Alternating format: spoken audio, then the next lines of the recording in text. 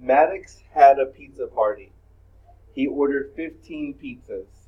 9 pizzas were pepperoni and the rest were cheese.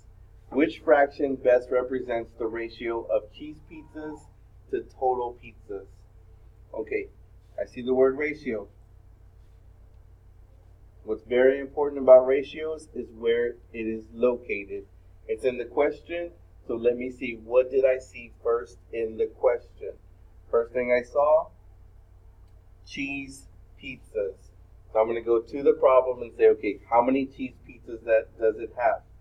Well, first, it's telling me that 9 pizzas for pepperoni. So what I want to do is I want to put the number 9 there so I know I have the number 9. 9 were pepperoni and the rest were cheese. So the rest of them were cheese. So I have 15 total. Subtract the 9 that are pepperoni. That's going to leave me with 6 pizzas that were cheese. So that's going to be my first number.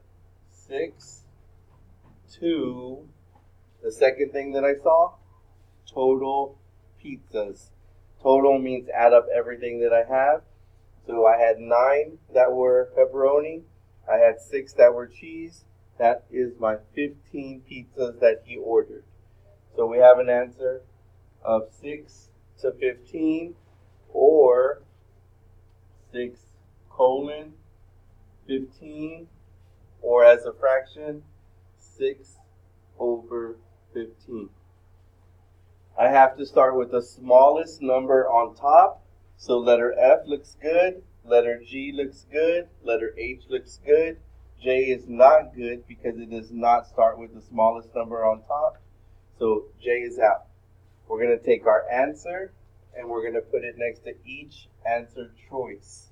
6 over 15. 6 over 15. 6 over 15. And then we're going to cross multiply to see what matches our answer. 15 times 2, 30. 5 times 6, 30. Same number, so F is looking pretty good right now. Let's just make sure that G and H are wrong answers. 15 times 9. Let's see what that's going to give us. 15 times 9. 45, 9, 135. On the other side, 15 times 6 is going to be 90. Those are not the same number, so G is out.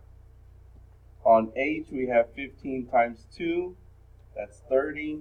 3 times 6, 18. Not the same number. So we finish up with letter F being our correct answer choice. 2 over